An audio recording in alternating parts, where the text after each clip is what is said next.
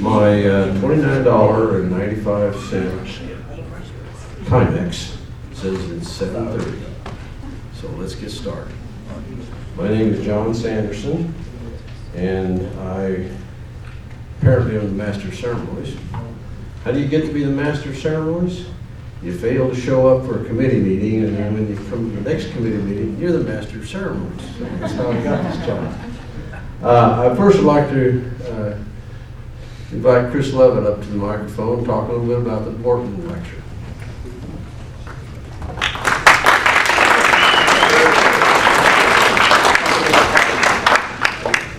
The C. Stewart and Mary Louise Boertman Lecture Series is endowed in honor and memory of C. Stewart Boertman, who was a faculty member at Emporia State for 41 years, and his wife of 40 years, Mary Louise Boertman.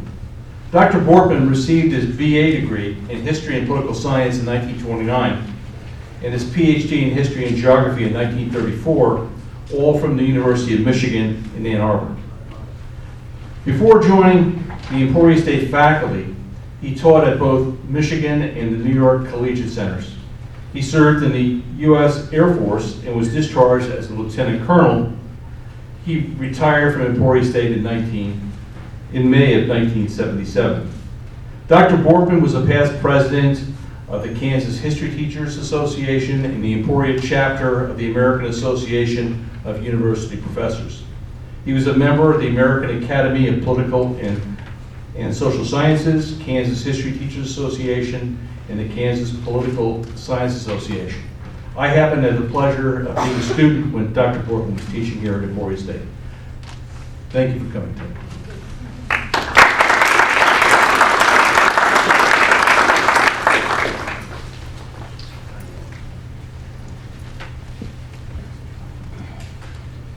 I'm going to introduce another former faculty member. Used to go by the name of Lauren Pennington. Lately, he's kind of like that guy in the Little Lavender show, Joe Blutzblick. So he's fallen, had a car roll over his legs, and been involved in another car accident, which totaled the car. And here he's with us tonight. It's good to see you here, Lauren.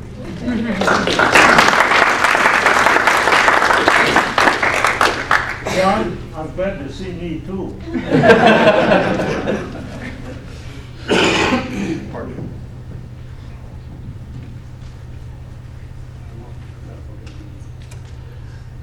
Those of you who have attended this lecture before will probably remember that normally our program is given by someone which I would consider as boots on the ground, boots on the deck, or boots on the airframe.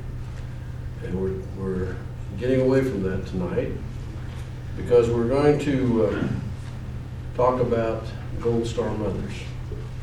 We have a Gold Star Mother with us here tonight. Maria Lane, would you stand up, please?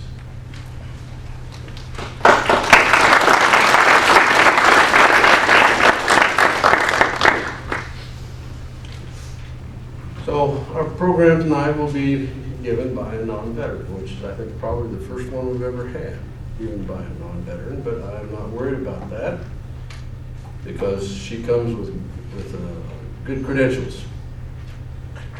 We're fortunate to have Stacie Petersen of the World War I Museum and Library in Kansas City. She is a registrar there, and if you talk real nice to her, she might show you some pictures she took at the big rally yesterday down at the Union Station, which she photographed from the top of the tower. So she got some great ones.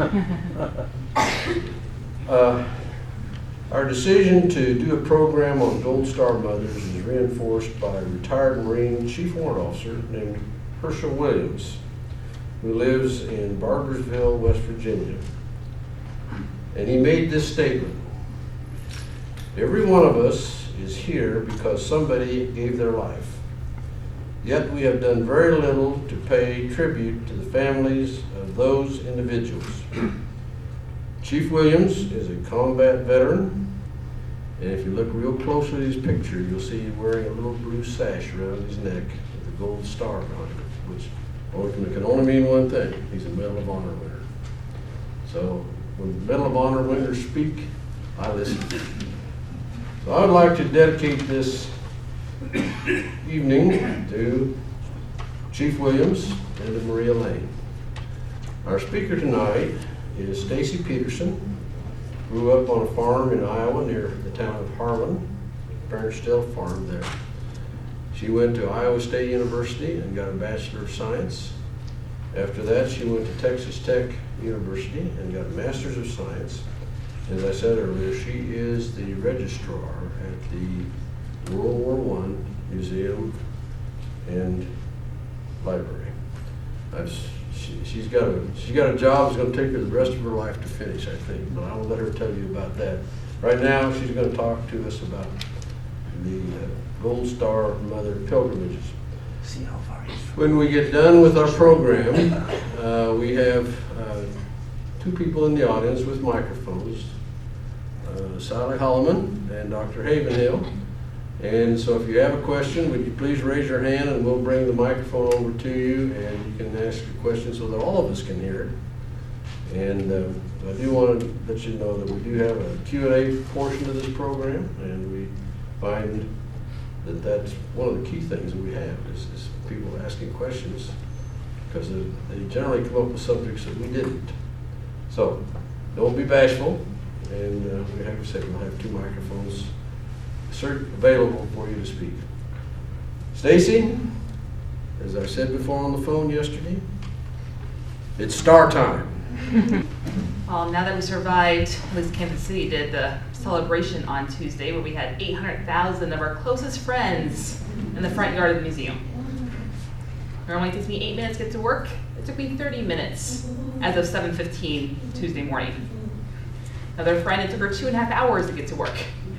Normally 20 minutes.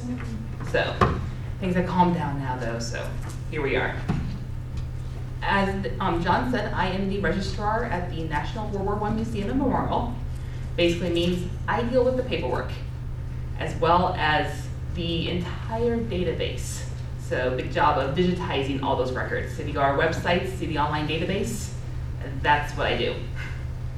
But this evening, on the other hand, we're going to be talking about the Gold Star Mothers and their pilgrimages that began with the law passing in 1929. But before we get to the actual pilgrimages themselves, I'm kind of going over the first two phases and why it took all the way from 1918 until 1930 when the first ships left for them to even be able to go on these trips. Essentially, we're going to start with beginning the repatriation of the bodies, determining the policy of if the remains of the deceased were going to be returned to the United States or if they were going to be staying in France. And for those that were remaining in France, how they ended up in the national cemeteries that we are so familiar with today. Who we have on the screen now is Miss Estelle Kendall. Her son Harry was killed at the Meuse Argonne in 1918. It would be 15 years before she would see where he was buried. It would take 3 years before she even knew where he was buried. It was quite the policies of the time, and you could say, politics definitely came into play because we're dealing with multiple countries across the ocean. And it's just the numbers of these losses were astronomical. For example, by 1919, there were approximately 722,875 British war dead. And United States figures still up there, but less than 100,000. In May 1919, the Graves Registration Service, or what I'll be referring to mostly as the GRS here in the presentation, stated that 34,063 had been killed in action, 14,215 Americans had died of wounds, 23,210 had died of disease, and another 4,588 had died of other causes. Now this is between our entry of the war in April 1917 and Armistice Day of November 11th, 1918. With a further 4,102 noted as missing in action. This brought the total overseas losses of the American Expeditionary Forces, or referred to as the AEF, documented at more than 80,000. But even at that number though, this was a relatively low number when you compare it to the other nations, or even the over 600,000 that were killed in the Civil War. But here at the conclusion of World War I, there was no defined policy by the United States on how to deal with those that were killed overseas. We've never had this many casualties not on United States soil. Yeah, we fought across seas before, Spanish-American War, things like that, but never this many casualties. Due to the scarcity of shipping space aboard the transports across the Atlantic, General John J. Pershing, the AF commander, and Major General Henry G. Sharp, the U.S. Army's Quartermaster General, agreed that it was impractical to use any of the valuable shipping space on the ships, on these transports, for the coffins. Thus, it was decided that the Americans who died in Europe would be interred there, and no attempt would be made to bring them back until after the close of hostilities. This directive was the extent of the War Department's pre-war planning concerning the disposition of American remains. Basically, we're going to leave everyone in Europe until the war is over, and then we'll figure it out. But then, in early September 1918, a couple of months before the war had ended, Secretary of War Newton Baker publicly pledged to the nation that the government would ensure a home burial to all who died in foreign service. This promise, though, was made in lieu of a clear policy concerning the deceased, which was announced publicly in the newspapers at that time. So even though there was no policy in place, Newton Baker basically made a policy by announcing it and having it printed in the newspapers. Which, of course, would end up placing the government in pretty much a very awkward position, because now he has something in writing. So it basically ended up triggering a massive and highly controversial repatriation of war dead from the battlefields in Europe to the United States between 1919 and 1922. Neither the United States nor any other nation up until that time had ever attempted such a colossal tax. And it eventually cost the United States nearly $30 million in order to repatriate about 60% of the war dead. Following the armistice, the extent of death and destruction caused by the war became apparent. Okay, see what this thing. There we go.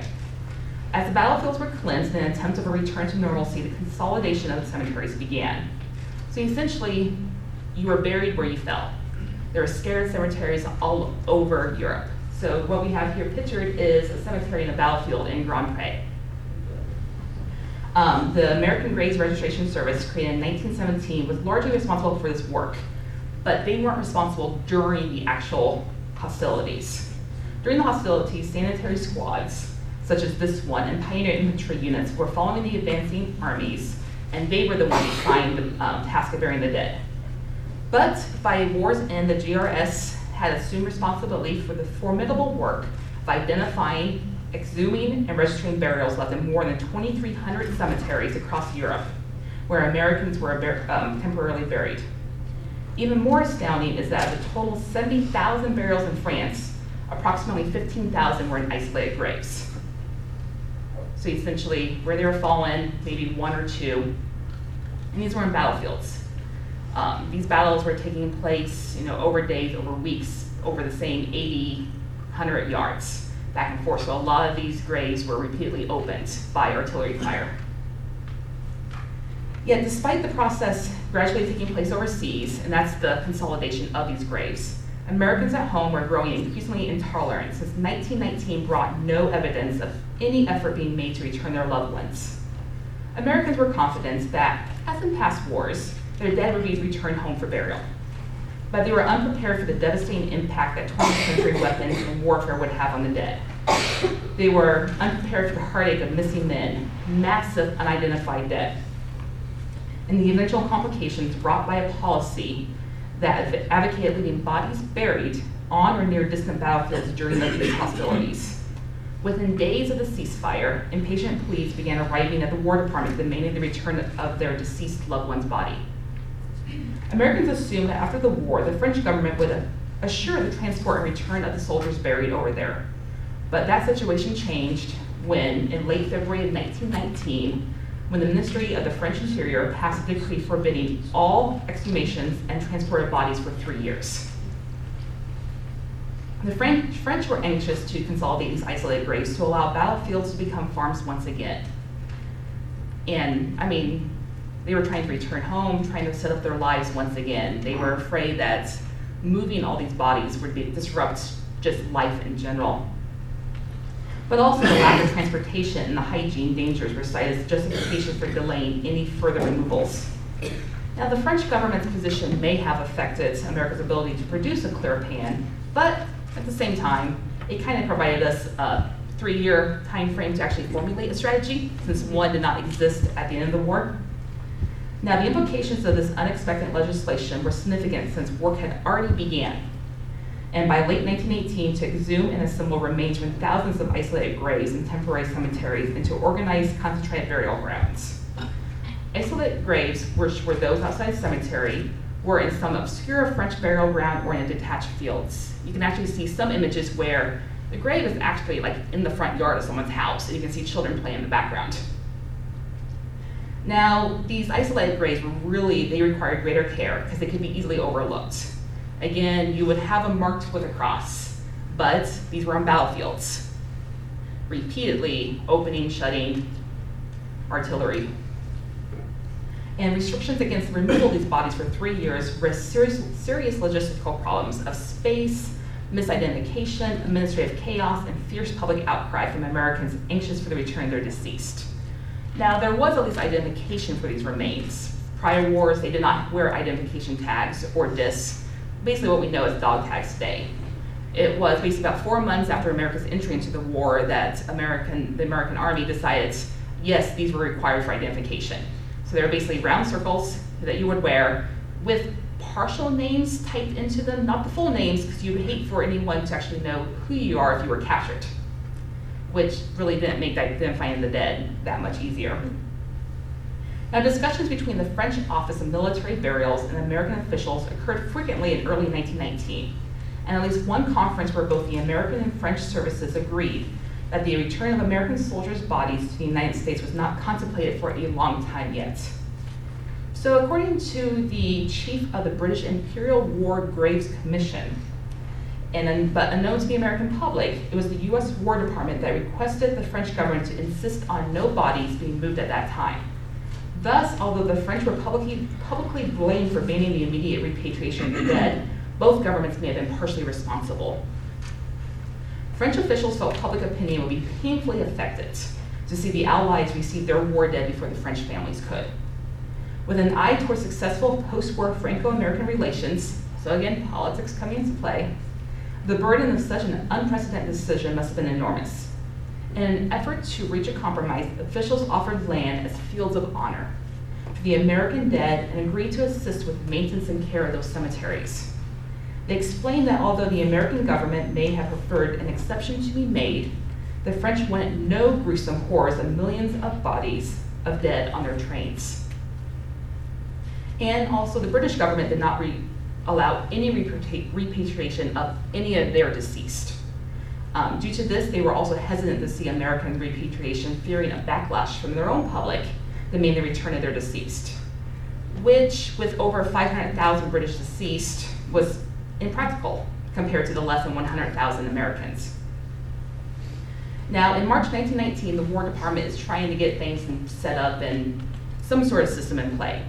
So they sent a letter accompanied by a ballot card to families of the deceased in an attempt to ascertain their wishes regarding the permanent disposition of the bodies overseas. So as a preemptive measure, the government's ballot warned that it was not deemed practical to grant requests for relatives, friends, or undertakers to go to France to basically oversee the preparation and shipment of, or to accompany bodies back to the United States. They didn't want families on their own, outside the military, roaming all over France trying to find their loved one's grave and bring them back without the wishes of the government. Now, no date was given to the transfer of the bodies, and the government did not attempt to sway public opinion or even explain any of the difficulties involved with recovery and return of the deceased. Now, the letter did, though, clarify who could rightly determine disposition of these remains, and this honor rested first with the father if the deceased was an unmarried man. Now, if the father was dead, the mother would decide on her son's final resting place. Now, if he was married, the wife had the right to decide, followed by his parents if she had remarried. So if she was an unmarried widow, she still had the right to determine. If she married, she lost all those rights.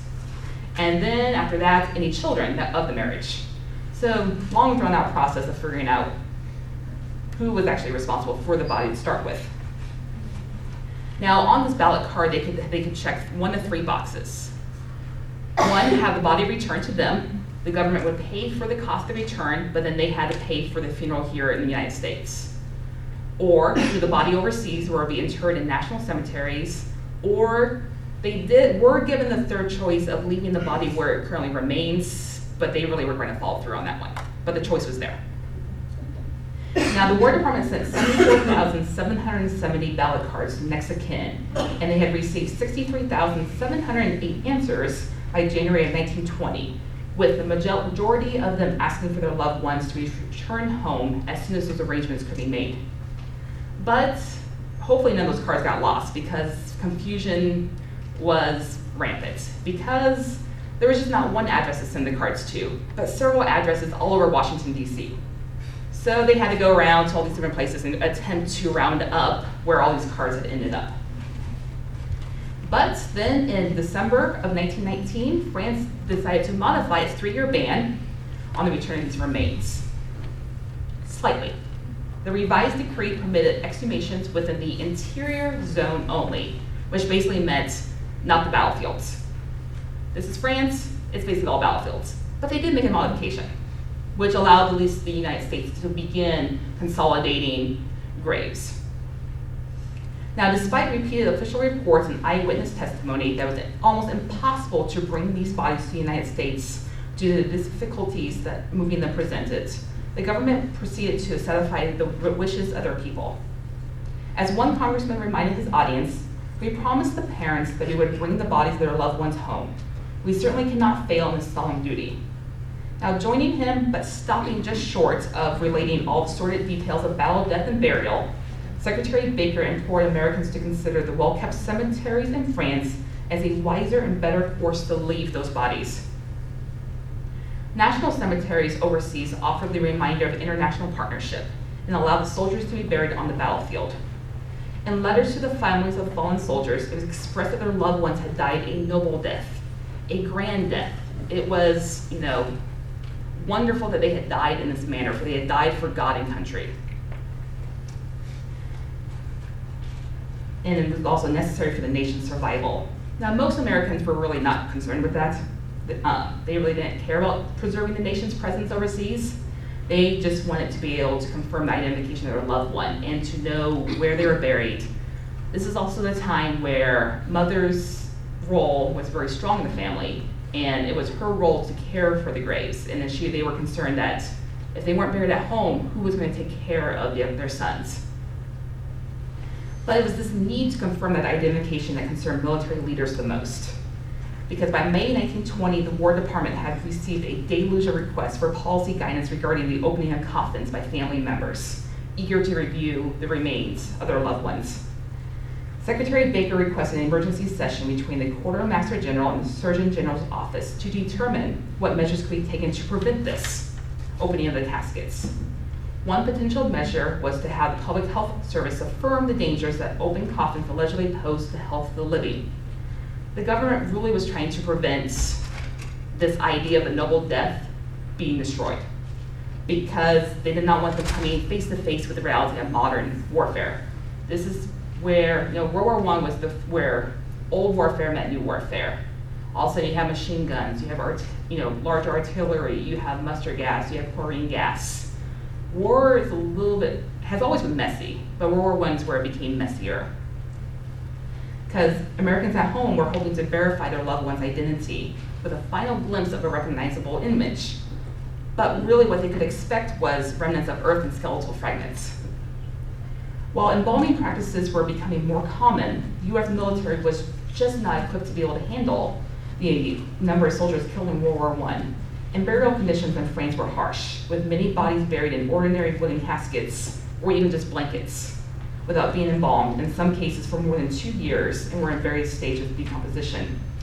Families were underestimated the horrifying realities of modern warfare, believing the death in battle to be a beautiful and heroic event, which, their expectations were reflected in their ignorance, and the government didn't want to shatter that image.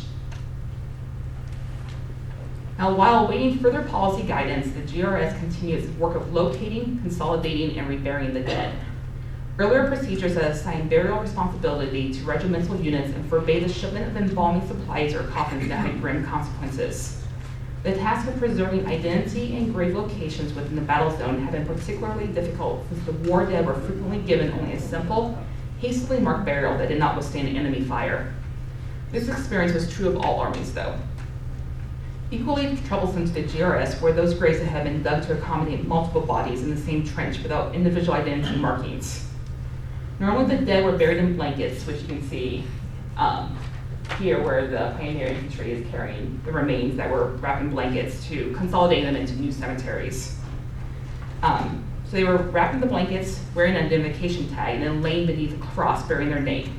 But circumstances and necessity often complicated these processes. So I've seen images where instead of a cross, it was just their helmets laying on top of a mound of dirt. Helmets were going to stay placed. Those were war trophies. Now, the post-war process of concerning these scattered graves into national cemeteries was itself a process prone to confusion. Bodies were often exhumed several times and relocated miles from their original burial place before being laid to rest finally in a national cemetery. Many were then moved yet again to another cemetery in the United States at the request of next of kin who seldom had any idea that their loved ones had been moved 5, 6, 7 times as they consolidated from isolated graves into slightly less isolated and just keep moving them as they were trying to move them into these larger cemeteries. Now, the British policy had called for the establishment of a national cemetery wherever 40 or more bodies were interred, thus creating more than 1,500 cemeteries, which were considered proportionally high-cost maintenance and care by the American GRS. The British Commission relied primarily on volunteers for this work. American graves, on the other hand, were consolidated into 8 national cemeteries, with this gruesome task primarily being carried out by more than 6,000 African-American soldiers. Further complicating the repatriation of remains was the request of deceased immigrant soldiers, next of kin, to have their loved ones returned to be buried in their native homeland. So now they're not only returning them to America, they're now returning them to foreign countries as well.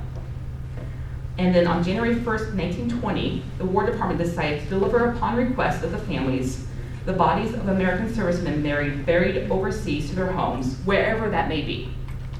The GRS history claims that 454 bodies were shipped to foreign countries for burial by 1922, except to the countries of Germany, Luxembourg, and Russia, for these nations were not considered friendly to the United States and were not fitting resting places for the American heroes. Germany and Russia makes sense. Luxembourg, I was never able to figure out why Luxembourg was on the do not return list. Now, this complex strategy was involving the exhumation of American dead from 10 different nations, some with multiple cemeteries in each, began within weeks of the French modification that permitted these remains outside the former battle zone. Most nations were cooperating fully with American plans, but negotiations with Great Britain were again very delicate, because the US War Department intended to repatriate all the bodies from Great Britain and Ireland. And since the British were not allowing their own citizens to reclaim their loved ones, the British Graves Commission was cautious about creating American-bound bodies before the British people.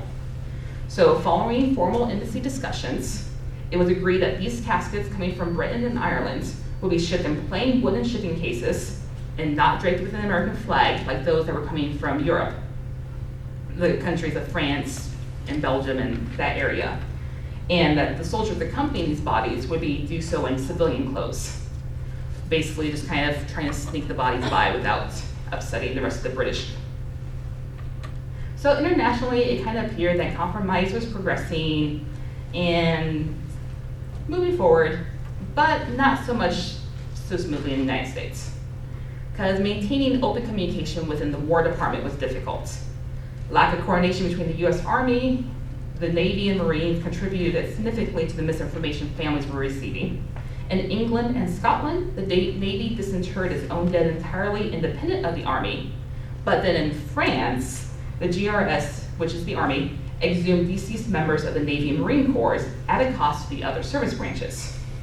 But then communication broke down, because the Marine Corps then began handling its own dead without notifying the GRS or waiting for them.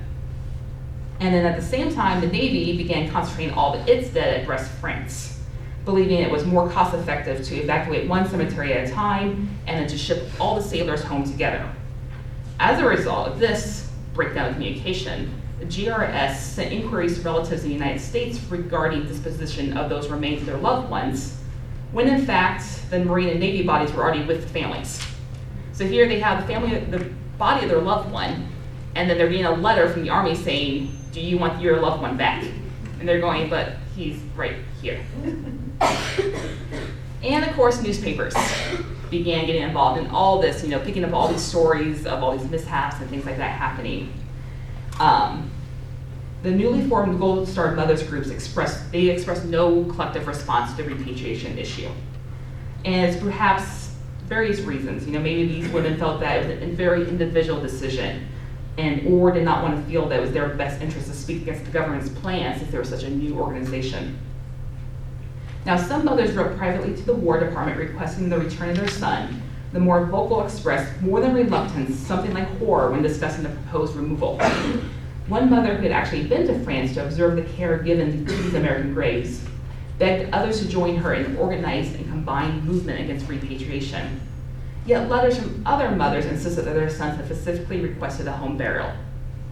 In 1919, the newly formed American Legion, which was the largest affiliation of World War I veterans, passed a resolution stating that the bodies of the dead should not be returned from France, except in cases where specifically requested. Abiding by the organization's official position, Legionnaires throughout the country joined in lengthy editorial debates against the removal of their dead comrades in France. But once the bodies began arriving back in the United States, the Legion became the self-appointed keeper of the fallen. Veterans participate in the reception of remains from overseas, arranged services throughout the country, and assured that the graves of these men were not forgotten. Work on transporting the remains to the United States began in September of 1920. Transportation of the bodies across France was a logistical dilemma, requiring a generous allowance of trucks, canal boats, and railway cars. You also had to pay a sizable rental sum to the French to be able to pay for enough trains to be able to transport these bodies. Coffins had to be procured, and more labor was required to complete the task on a time scale that would keep the American public content. And then administratively, requests from the next of kin had to be matched with the bodies, buried in hundreds of sites, and even as the logistics were being worked out, the changes were continuous. Before the number of repatriated dead reached the peak in mid-1921, newspapers were reporting that more than 13,000 families had changed their minds and decided to leave remains overseas. For example, the first woman that we saw on the first line, Estelle Kendall, originally wanted her son to come home. And then, so send her a card saying, yes, send him back. And then, for whatever reason, we do not know why, she changed her mind and decided to leave him in France. Now, newspapers are saying 13,000 families, but the GRS official history documented the opposite, saying that in the first 6 months of 1922, when it received 633 requests to change for permanent burial in France to home shipments in the United States. So essentially, it's somewhere between 600 and 13,000 requests.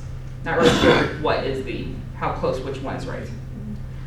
But either way, it shows a steady stream of cable dispatches from Washington to France, frequently requesting changes even as the body was being in the process of being exhumed, or had already been on a ship and was halfway across the Atlantic back home when the family decided they wanted to leave it in France.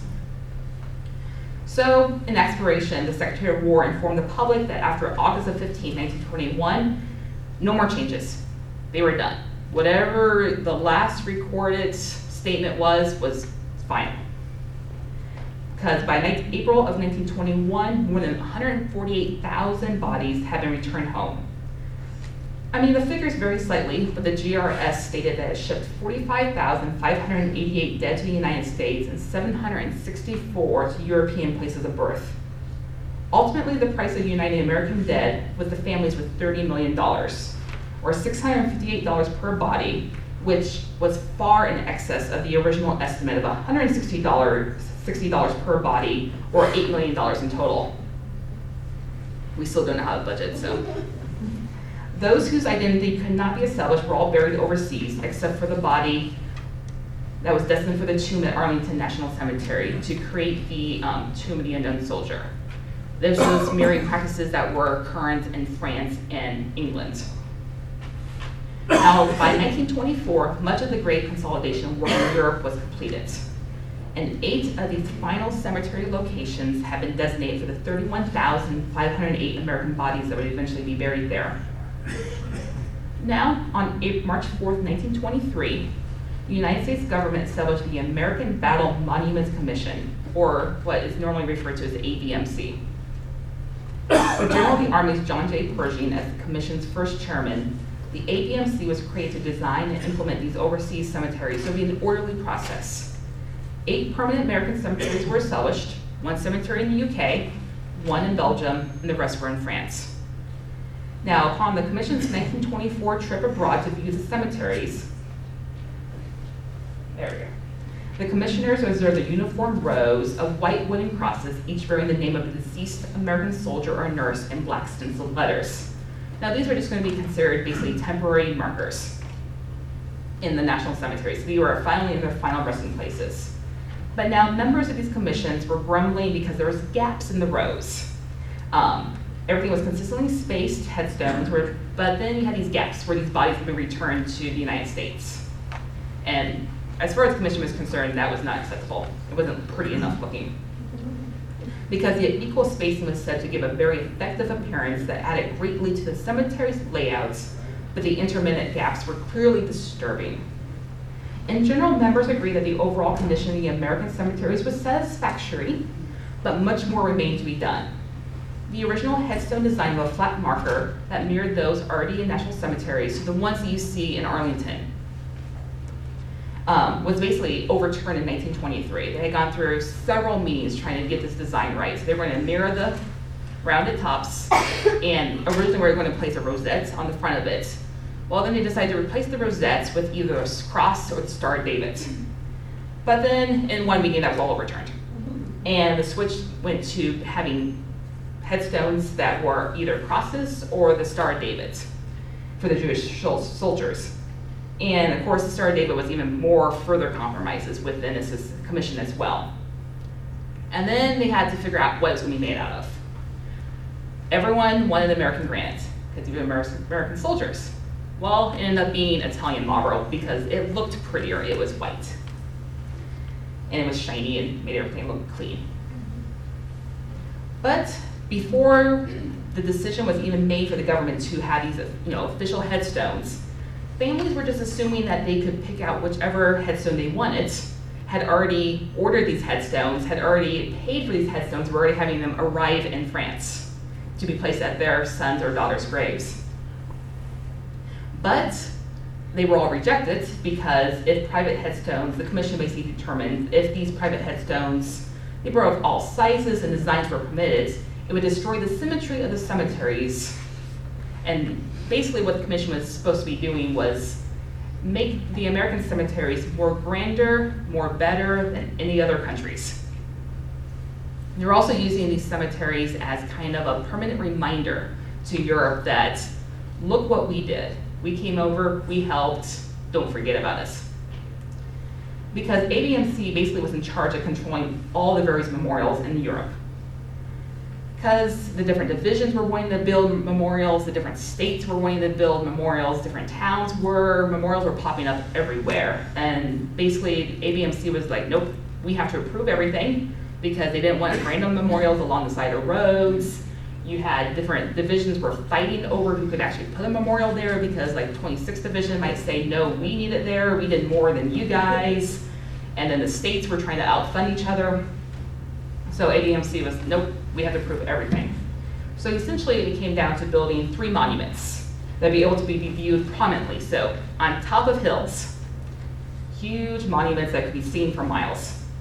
And it had to be tied with American involved battles. The largest monument was created at Montfaucon. I apologize for my French pronouncements. And the Meuse-Argonne region to commemorate the Meuse-Argonne offensive that began in September 1918. Then a second monument was built was the Saint-Michel monument at Montsec. And then the third structure is this one at Château-Thierry. Now these were constructed in addition to the cemeteries and then the individual churches, sanctuaries that were built in each cemetery as well. Now, ABMC, though, was given all this control, but they were never considered to be a permanent body. And by 1933, the Quartermaster Corps had regained control of the cemeteries and memorials in Europe again.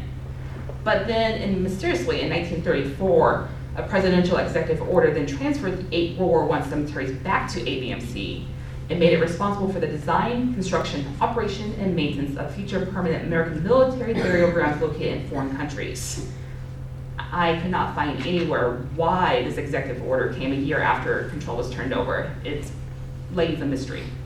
And ABMC is still the entity today that is in control of these cemeteries. Now, during the early days of World War I, a blue star was used to represent each person, man or woman, in the military service of the United States. So you would see the windows of families that had people overseas, a flag.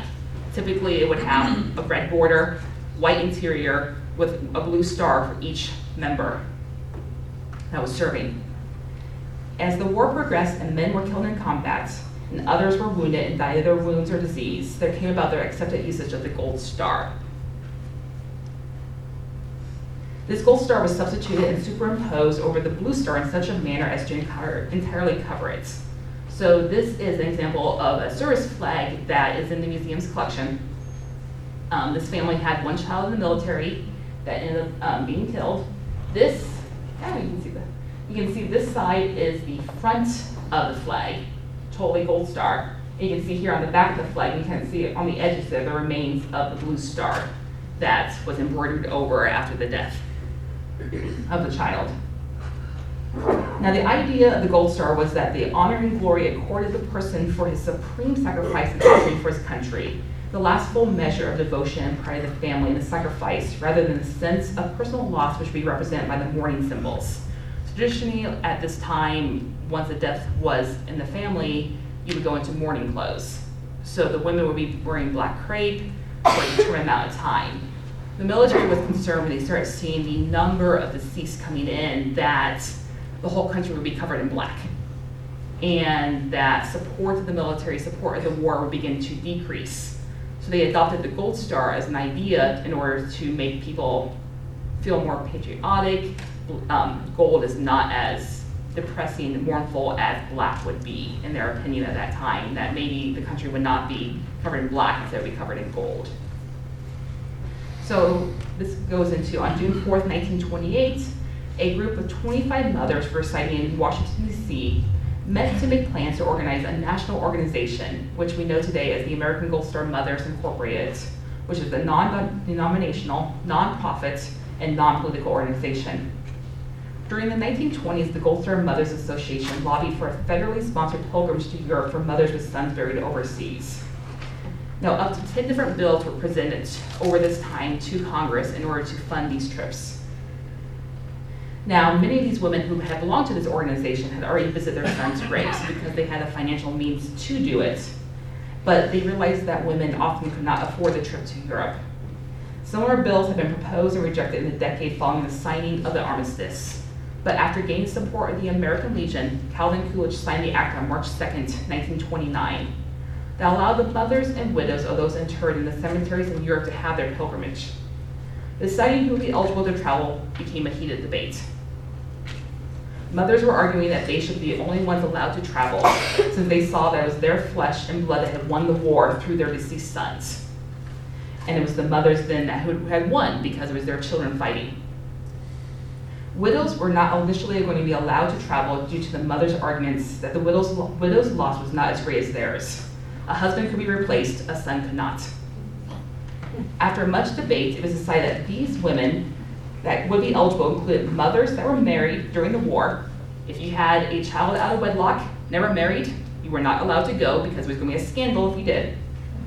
Widows that had not remarried, so if you had not remarried, that meant that you were still very connected to your former husband, and if you had remarried, obviously you had moved on and was no longer in mourning. And then stepmothers were then allowed as well, only if the birth mother had no legal responsibility for the child. And then it was determined only one per family. And at that time, it was only those that were killed on European soil. But it was actually then in May 1930, so just before the pilgrimages began, that those mothers and widows of men who died and were buried at sea, or who died at sea or overseas and didn't know where they were buried, were actually allowed to go. So originally, it was just those that were known and were buried in Europe. And then they changed the law due to the outcry to allow those that were buried at sea or those that were unknown or missing to be allowed to go as well. Now, when the first pilgrimage vessel sailed in May 1930, it did so under the care of the War Department. Originally, it was thought that it was going to be the Red Cross, but it ended up being the War Department that was responsible for all of this. The Army's Quartermaster Corps had to essentially become a travel agency for these women. So totally outside their normal scope of activities. You go from running a war to taking care of all these women traveling. Now, the primary challenge was the age of the pilgrims. Since most ranged between 61 and 65 years, but many were often over the age of 70 and failing health. These were also women, as you can imagine, coming from small towns. Imagine Emporia, Kansas. And now all of a sudden you're having this huge trip by yourself heading to Europe, maybe traveling for the first time further than 20 miles away from your home. So one concern remained predominant on each sailing. That was the necessity to avoid overemphasis of the sentimental side in order to prevent morbidness or hysteria. Basically, the Quartermaster Corps was really concerned that they were going to have hysteric women crying the entire trip. This policy included the moment of silence ceremony that took place during the crossing when the captain brought the vessel to a complete stop in the middle of the Atlantic Ocean. So at that time, the chief steward would ensure that the orchestra played appropriately sacred music and the occasion would be very, very brief. The Quartermaster General report also ordered that no ceremonies were permitted at the cemeteries to keep emotional reaction to a minimum. Rather, the War Department basically determined 3 factors to be more crucial to a successful visit. That the arrangements were necessary for the prompt and accurate conduct of the pilgrim to the grave in which she was interested, the distribution of flowers or wreaths, and then the taking of a photograph at the grave. So essentially what you saw in that very first photo where Estelle was standing next to her son's stone with flowers, and then her photo was taken. That was essentially the whole point the quartermaster saw of the trips. Now, of the 11,440 women that were deemed eligible, approximately 6,685 mothers and widows accepted the government's invitation. The cost of the pilgrimages to occur between May 1st of 1920 and October 31st of 1922 was estimated to be about $3 million. But again, budget, not strength. It actually ended up costing over $5 million, which ended up being an issue because 6 months after this law was enacted, the stock market crashed and the Great Depression began. Now, primarily the funding went to major American companies through contracts that include the United States Shipping Lines and to Bailey Bands and Biddle Company in Philadelphia for production of official medallions that were distributed to the pilgrims. No expense was spared to make the women who traveled one of comfort and ease. From the moment they left their homes, all reasonable expenses were paid by the nation, including tips. So essentially, from the moment they left, which was shocking to most of these women, because they went from being housewives, running the house, running the farm, to basically being waited upon. There would be staff servants that would take their coats, that would pull out a rug or anything for them to place their feet on. Everything was taken care of. Now, for the military escorts, the moments before sailing were full of details. On the morning of departure, officers were responsible for inspecting all equipment, from coffins to deck chairs, and from blankets and cushions to table settings and cabin assignments. The paperwork is enormously time-consuming and included passenger lists, baggage lists, passports, train assignments, customs, and debarkation cards, and reports of who knows how many different reports. This is the Army after all. In preparation for the pilgrimages, Colonel Richard T. Ellis, the officer in charge, sought and received permission to rearrange French custom to suit the military and its American visitors. Basically, they didn't want these women who had never traveled before to be shocked by things that they were not used to. Throughout the journey, administrative inconveniences and standard French bureaucratic procedures were eliminated. Allowances were made for American physicians to care for the pilgrims. At this time, foreigners were not allowed to practice in the country. And basically between Cherbourg and Paris, special trains with additional dining cars were arranged for the group. All national museums and places of artistic interest granted access at reduced entrance fees. Approval was obtained for cars to park in places where they usually were not allowed. Vehicles transporting the women were allowed to travel through the Bois de Boulogne, a privilege never previously ever allowed. And at Invalid Station, which was normally only reserved for state occasions, was made available for the Pilgrims train to be able to pull into. Similar favors were also arranged with hotels to offer an American-style breakfast instead of the traditional light fare that the French would have. French bus companies were asked to provide luxury vehicles with the latest safety devices and blankets for the pilgrims. And since it was reported that insufficient toilet facilities could be located near the cemeteries, hostess houses were constructed and completed in just 90 days. So this is the exterior of one of the houses. I believe some of the mews are gone. And if you travel there today, you will not see these. As soon as the pilgrimages were over, they were torn down. They were basically described as being almost country clubs in a way. The mothers would spend up to 3 days in the cemeteries, which some mothers would complain was way too long. They basically want to spend 1 day and then go see more sites. They said if they travel that far, they didn't want to spend their days in the cemetery. This is the interior of the hostess house. And then Estelle with some of her fellow pilgrims in front of it as well. Now the order of departure states was determined by First Lady Hoover, who drew lots to prioritize the invitation list early in 1930.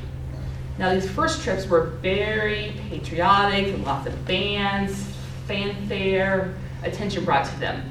By the trips at the end, not so much, because people were bitter about the costs that this was costing the government when the Great Depression was happening and we had citizens here at home that were starving to death and veterans that were still alive from World War I that weren't getting paid, did not have funds either.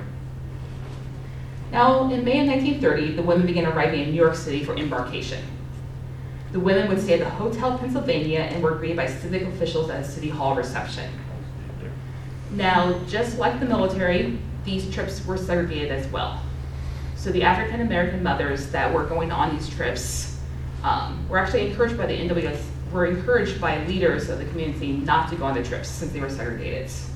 So the mothers had to make the difficult decision, do we go and basically end up supporting segregation, or do we stay home and never see where our sons were buried?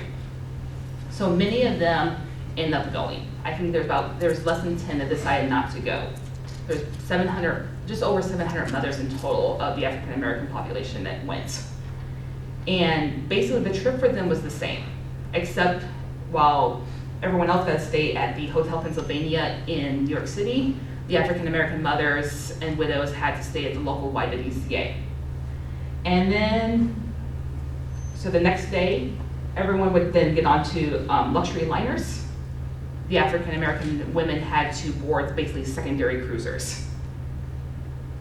It was determined to be too costly to allow them to go on first class liners due to necessity for cleaning afterwards, was how it was explained.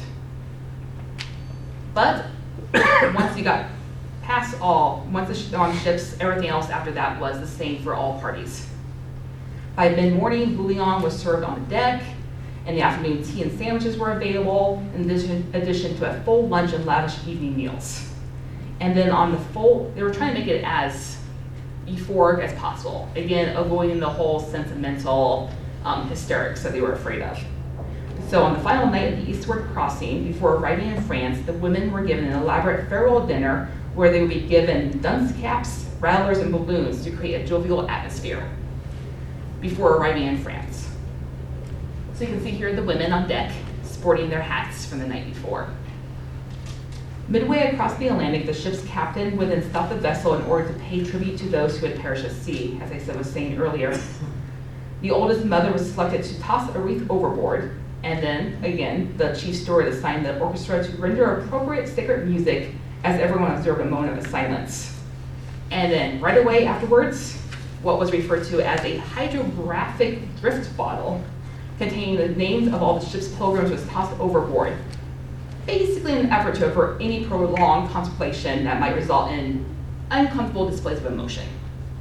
So had a solemn ceremony, and then woohoo, we're tossing the bottle into the ocean.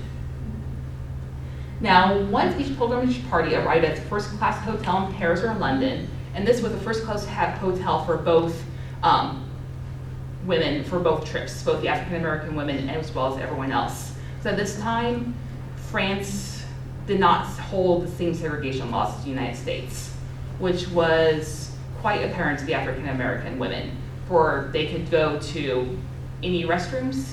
There was no separate entrances for them. They could sit anywhere on the trains, on the trolleys. Actually, at the conclusion of the war, many of the African American soldiers stayed in France because they were treated as equals. And when these African American mothers arrived and widows arrived, they were actually greeted by a jazz band that had stayed in France.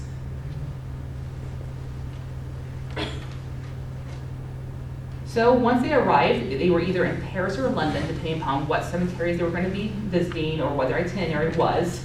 They would then travel to the cemeteries, again in those first-class luxury French buses. And then they would also travel to other points of interest. The colonel had arranged for each woman to receive a Michelin folding map on which were listed the key places they visited. And then along the way, they were allowed to participate by the French and British governments. They were basically honored to go to formal functions that were presided by general Pershing and military dignitaries of the host nation. So here they're laying a wreath at the French Tomb of the Union Soldier at the Arc de Triomphe. Now within the cemeteries themselves, the pilgrims were escorted to their grave of their loved ones by assigned escorts. They didn't want anyone just kind of roaming about. They wanted to be taken directly to their grave and then directly back to the hostess house. Again, trying to avoid the idea of hysterics. And then at that tomb, they were allowed to place a wreath, and then a photo was taken of them next to their headstone. So every photo that you see of the Gold Star mothers at the pilgrimage looks exactly the same. Same wreaths, same pose, same everything. Now the big question is, how does this affect the mothers? When you read Estelle's diary, she doesn't really say much. On the day that they visit the cemetery, she says, "We visit the cemetery today. I laid a wreath." That's all she says. Now in other letters you do read where the mothers said they were no longer really in mourning, because again, this is 15 years possibly after the death of their loved ones. But they said they felt closure finally, because they were able to see the cemeteries, they were able to see the care that was taken for those graves. Because again, the biggest concern was that they weren't allowed to be the caretakers of their sons' graves, which was customary at the time, and was basically what they thought was their responsibility. Now, of course, were there complaints? Of course. Anytime you have this many people that do not know each other together, you're going to have issues. Some of the trips you read correspondence about that they loved them, that it was perfect, that everything was splendid, that the women all got along, were best friends. You can read letters. We have a collection where they were corresponding back and forth to each other, almost like pen pals, friends that they had a special bond. Then you read other trips where they're complaining about their bunkmates, that their bunkmates, did not dress the same, or that their bunkmates washed their dress in the sink, or different taste in food, or just all those things when you get unknown people together that happen. Now you also have the complaints again where, as I was saying earlier, where the mothers felt that they spent too much time in the cemeteries, that their mourning was over. They've had it for 15 years, they've accepted it, they've seen the grave, let's move on and see the sights. Now there's also the issue where we come back to the play of mothers versus widows going, again saying that the mothers, had earned the right of their flesh and blood, while the widows, not so much. The widows were basically thought of as almost being gold diggers, that they were only getting married because their sons were going off to war, that the sons really did not love them, that was just a spur-of-the-moment decision. Now in the cemeteries, some of the officers that were escorting the women noticed that the mothers did their photos, did their ceremony, stood by the grave, served 20 minutes, 60 minutes, not that long, and then went back to the hostess house to sit down and chat with one another, while the widows would lay down the graves, pull out their letters, and sit there and read them aloud. And with all of the concern about the hysterics happening, only 2 mothers out of the entire over 6,000 that went had to have medical attention given to them within the cemeteries themselves, where they were overwhelmed. So were they a success? For the most part, I would say so. It gave these mothers and these widows closure that they were finally seeing. Now, why did it take so long? In the end, it was probably a good thing, because the mothers and widows got to avoid seeing all the open graves, things being moved. By the time they got to France, things were looking clean.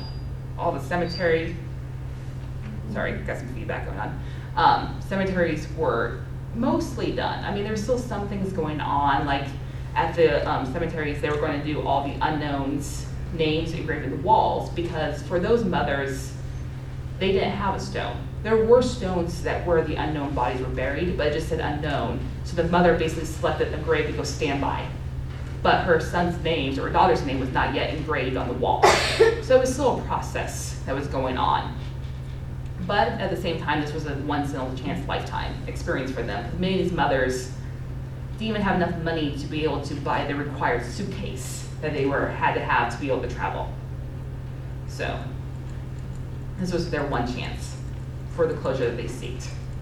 And nowadays, you can still go see those graves. ABMC is still in charge, and they are definitely doing some great work cleaning everything up, making sure everything looks great for the centenary, since we are involved in that now. And of course, America's involvement begins in April of 1917. So hopefully here in the United States, we'll begin seeing a few more instances of that.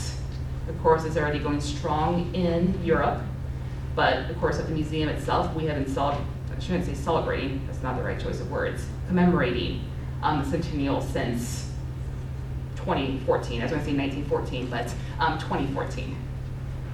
So, all right, I guess now is the time we'll open it for questions.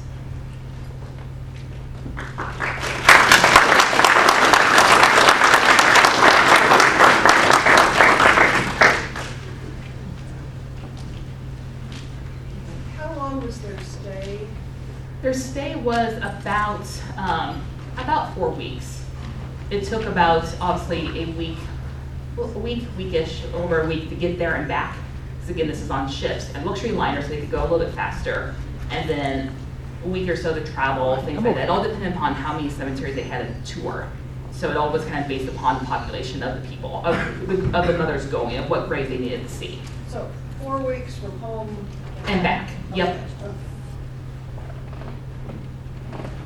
For the cemeteries and monuments in France, did they go relatively untouched during the Second World War? There was some damage, but not a lot. I'm not entirely sure the extent of it.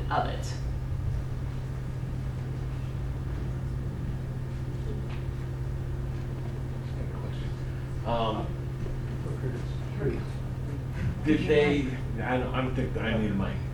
Did they segregate the cemeteries by race, creed, service, death by disease or wounds? Did they, or were the soldiers buried with their within their company, the rest of their fellows? Or, so if they died by disease, did they segregate whites, blacks, Christians, Jews? Right.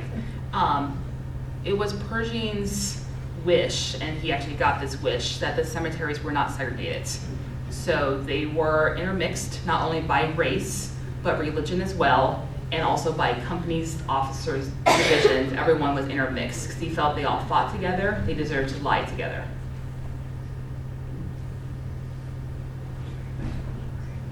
I'm actually going to France in about 4 weeks for 10 days. My son lives over there temporarily. He's international buyer for Boeing. But how would a person find what's left there to actually go and see? I mean, I think it'd be great to put in my office on the student veterans coordinator issue, and I might be able to take some photos. That'd be good to have. Yeah, And how do you find the listing of that for what's still available, what's still up and? Are you saying just the cemeteries or battlefields in general? Well, cemeteries, you can go to ABMC's website, and it shows there all the monuments that they're responsible for, as well as all the cemeteries. And for those that may have family buried over there, because of course it's not just World War I, but World War II as well, you can go to ABMC's website and you can actually find the location of the grave. So yeah, ABMC for the monuments and cemeteries, for battlefields and things like that, there are, I'm sure right now, tons of different companies doing tours throughout the region. Because a lot of those battlefields, I mean, they're still scarred. The landscape is still very noticeably scarred, and they're still digging up live ammunition.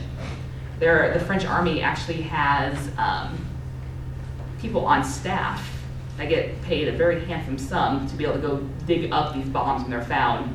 The farmers in the fields actually have a special thick steel iron plate under their seat. So if they accidentally drive over any live ammunition and it blows up, they have a better chance of surviving. That'll be flying into Lyon, Mm-hmm. to southern France. Yeah. It's definitely recommended not to pick up any shells or mortars that you might see if you're out walking around. Because the likelihood is that they're still alive. The amount of artillery used and mortar fire during the war was astronomical. In the use of Argonne itself, more artillery was launched than in the whole Civil War itself.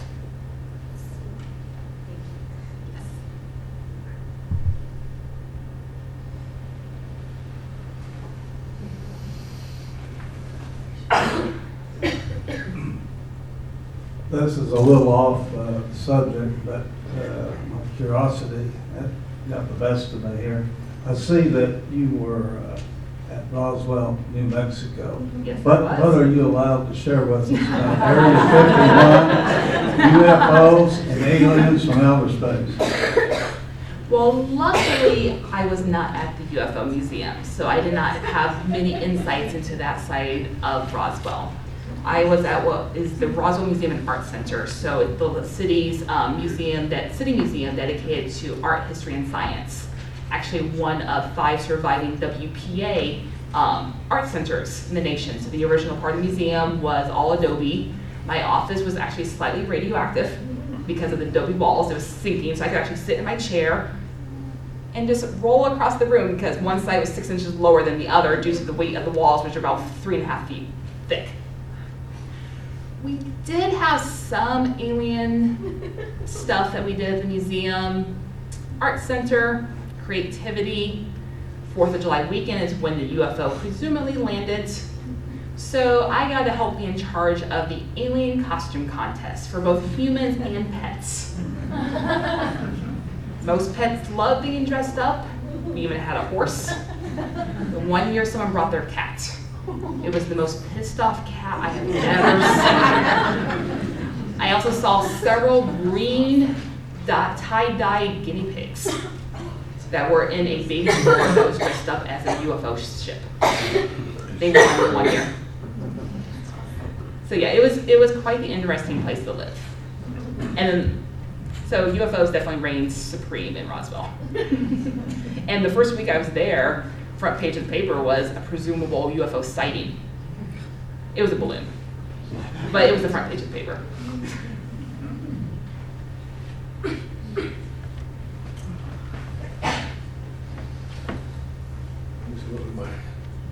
I have to exercise my leg a little bit. Stacie, thank you very much for coming to Emporia tonight.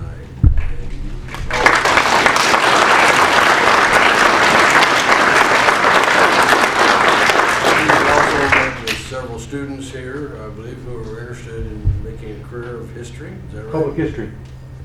So we've got a lot of mileage out of this lady, and thank you very much for being with us. Certainly, well, it was great being here.